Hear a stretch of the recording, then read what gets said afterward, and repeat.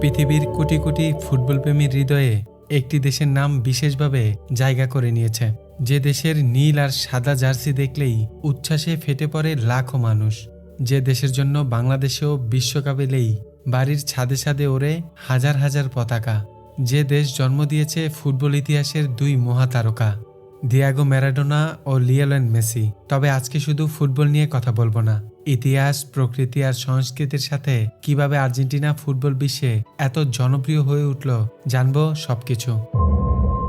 Argentina দক্ষিণ আমেরিকার দক্ষিণ অংশে অবস্থিত। পশ্চিমে চিলি, উত্তরে বলিভিয়া ও প্যারাগুয়ে, উত্তর পশ্চিমে ব্রাজিল ও উরুগুয়ে এবং পূর্বে আটলান্টিক মহাসাগর।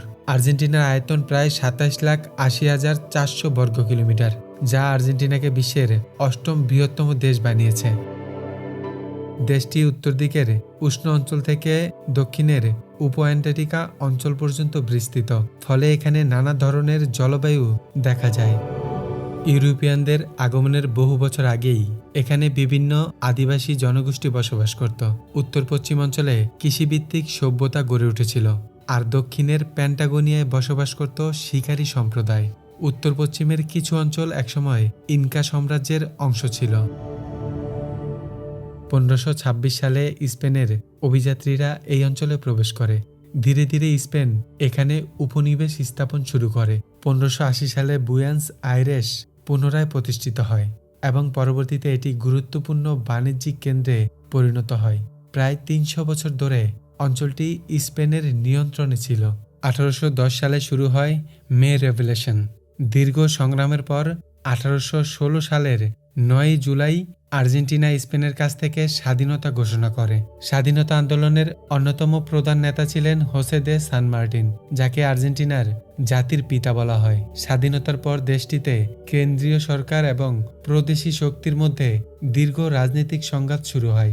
19 শতকের মাঝামাঝি সময় ধীরে ধীরে আধুনিক আর্জেন্টিনা গড়ে ওঠে। 1880 সাল থেকে 1914 সালের মধ্যে আর্জেন্টিনা ছিল বিশ্বের দ্রুততম উন্নতশীল দেশগুলোর একটি। ইউরোপ থেকে লাখ লাখ অভিবাসী এখানে আসে। কৃষি, গবাদি পশু ও শস্য রপ্তানির মাধ্যমে দেশটি বিপুল সম্পদ অর্জন করে। একসময় আর্জেন্টিনা বিশ্বের ধনী দেশগুলোর মধ্যে গণ্য হতো। বর্তমানে আর্জেন্টিনার জনসংখ্যা প্রায় 4,70,00,000। অধিকাংশ মানুষ ইউরোপীয় বংশোদ্ভূত, বিশেষ করে স্প্যানিশ ও ইতালিয়ান অভিবাসীদের উত্তরসূরি। আর্জেন্টিনার সরকারি ভাষা স্প্যানিশ। সবচেয়ে জনপ্রিয় সংস্কৃতি ইতিহাসের মধ্যে রয়েছে ট্যাঙ্গো নৃত্য। ফুটবল আর্জেন্টিনার জাতীয় আবেগ। দেশটি জন্ম দিয়েছে বিশ্ব ফুটবলের অসংখ্য কিংবদন্তিকে। তার মধ্যে ডিয়াগো ম্যারাডোনা এবং লিওনেল মেসি সবচেয়ে উজ্জ্বল নাম। একাধিকবার ফিফা বিশ্বকাপ জয় করে আর্জেন্টিনা নিজেদের প্রতিষ্ঠিত করেছে বিশ্বের অন্যতম সফল ও শক্তিশালী ফুটবল জাতি হিসেবে।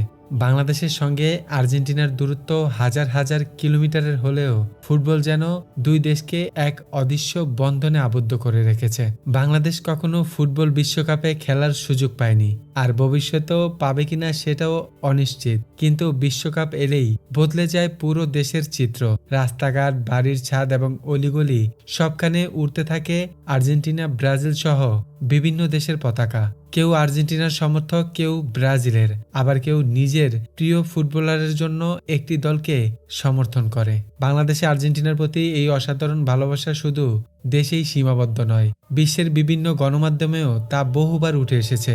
ফুটবলের প্রতি বাংলাদেশের মানুষের এই আবেগ ও উন্মাদনা আজ বিশ্বজুড়ে পরিচিত।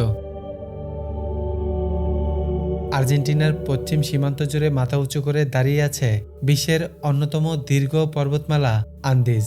এই পর্বতমালাতেই অবস্থিত আকনকাগুয়া, যার উচ্চতা প্রায় 6,961 মিটার। এটি শুধু দক্ষিণ আমেরিকায় নয়, এশিয়ার বাইরে সমগ্র বিশ্বের সর্বোচ্চ পর্বতশৃঙ্গ। আর দেশের দক্ষিণে বিস্তৃত রহস্যময় প্যান্টাগোনিয়া অঞ্চল।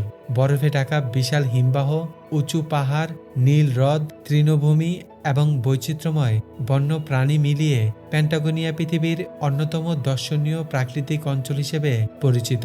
প্রকৃতিপ্রেমী ও অভিযাত্রীদের কাছে এই অঞ্চল যেন এক টুকরো স্বর্গের মতো। আর্জেন্টিনা ও ব্রাজিলের সীমান্তে অবস্থিত ইগুয়াজু জলপ্রপাত পৃথিবীর অন্যতম মনোমুগ্ধকর প্রাকৃতিক বিস্ময়। প্রায় 275টি পৃথক জলধারা একসঙ্গে মিলিত হয়ে তৈরি করেছে এই বিশাল জলপ্রপাত, যা প্রায় 2.7 কিলোমিটার এলাকা জুড়ে বিস্তৃত। এর সবচেয়ে বিখ্যাত অংশ ডেভিলস থ্রোট, যেখানে প্রচণ্ড শক্তিতে নিচে আশ্রে পড়ে বিপুল পরিমাণ পানি। অসাধারণ সুন্দর ও প্রাকৃতিক গুরুত্বের কারণে ইগুয়াজু জাতীয় উদ্যান ইউনেস্কো বিশ্বের ঐতিহাসিক তালিকায় স্থান পেয়েছে। আর্জেন্টিনা শুধু ফুটবলেই নয়, বিশ্বজুড়ে বিখ্যাত তাদের গরুর মাংসের জন্য। দেশটির বিস্তীর্ণ তৃণভূমি, বিশেষ করে পাম্পাস অঞ্চল, গবাদি পশু পালনের জন্য আদর্শ পরিবেশ তৈরি করেছে। এখানকার ঐতিহ্যবাহী আস্বাদু খোলা আগুনে ধীরে ধীরে গ্রিল করা গরুর মাংস শুধু একটি খাবার নয়, বরং আর্জেন্টিনার সংস্কৃতি ও সামাজিক জীবনের গুরুত্বপূর্ণ অংশ। বিশ্বের অন্যতম বড় গরুর মাংস উৎপাদনকারী ও রপ্তানিকারক দেশ হিসেবে আর্জেন্টিনা আন্তর্জাতিক বাজারেও গুরুত্বপূর্ণ অবস্থান ধরে রেখেছে। আর্জেন্টিনার অর্থনীতি মূলত কৃষি, শিল্প, সেবা এবং পর্যটন খাতের উপরে নির্ভরশীল। উর্বর ভূমি ও অনুকূল আবহাওয়ার কারণে দেশটি বিশ্বের অন্যতম বড় সয়াবিন, ভুট্টা এবং গম উৎপাদনকারী দেশ। পাশাপাশি উচ্চমানের গরুর মাংস উৎপাদন এবং রপ্তানির জন্য আর্জেন্টিনা আন্তর্জাতিকভাবে সুপরিচিত। তবে প্রাকৃতিক সম্পদ ও কৃষিতে সমৃদ্ধ হওয়া সত্ত্বেও গত কয়েক দশক ধরে দেশটি উচ্চ মুদ্রাস্ফীতি, বৈদেশিক ঋণ, মুদ্রার অবমূল্যায়ন এবং বারবার অর্থনৈতিক সংকটের মুখোমুখি হয়েছে।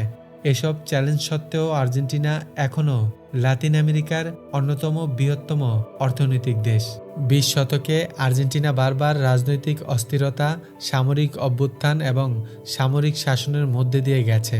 1930 সাল থেকে 1983 সালের মধ্যে দেশটিতে একাধিকবার গণতান্ত্রিক সরকার উৎখাত করে সামরিক বাহিনী ক্ষমতা দখল করে। এই সময়ে রাজনৈতিক সহিংসতা, মানবাধিকার লঙ্ঘন এবং অর্থনৈতিক সংকট দেশটির ইতিহাসে গভীর প্রভাব ফেলেছে। আর্জেন্টিনার রাজনীতিতে সবচেয়ে প্রভাবশালী ব্যক্তি ছিলেন জুয়ান পেরন। তার আদর্শ রাজনৈতিক আন্দোলন পেরোনিজম আজও দেশটির রাজনীতিতে গুরুত্বপূর্ণ ভূমিকা পালন করে। সামাজিক ন্যায় বিচার, শ্রমিকের অধিকার এবং অর্থনৈতিক জাতীয়তাবাদের উপর ভিত্তি করে গড়ে ওঠা এই আন্দোলন এখনও আর্জেন্টিনার রাজনৈতিক সংস্কৃতির একটি প্রধান অংশ। 1982 সালে দক্ষিণ আটলান্টিক মহাসাগরের ফকল্যান্ড দ্বীপপুঞ্জ, যা আর্জেন্টিনায় ইসলাস ম্যালভিনাস নামে পরিচিত, সেই দ্বীপপুঞ্জ নিয়ে আর্জেন্টিনা ও যুক্তরাজ্যের মধ্যে একটি সংক্ষিপ্ত ও রক্তক্ষয়ী যুদ্ধ সংঘটিত হয়। প্রায় 10 সপ্তাহব্যাপী এই যুদ্ধের শেষ পর্যন্ত আর্জেন্টিনা পরাজিত হয় এবং দ্বীপগুলোর নিয়ন্ত্রণ যুক্তরাজ্যের হাতেই থেকে যায়।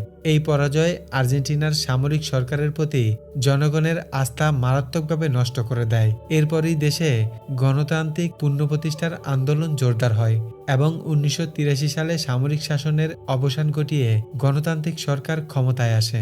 বর্তমানে আর্জেন্টিনা একটি গণতান্ত্রিক রাষ্ট্র, যেখানে নিয়মিত নির্বাচনের মাধ্যমে সরকার গঠিত হয়। কৃষি, খনিজ সম্পদ, শিল্প, পর্যটন, প্রযুক্তি এবং সব মিলিয়ে দেশটির অর্থনীতি বহুমুখী ভিত্তির উপর দাঁড়িয়ে আছে।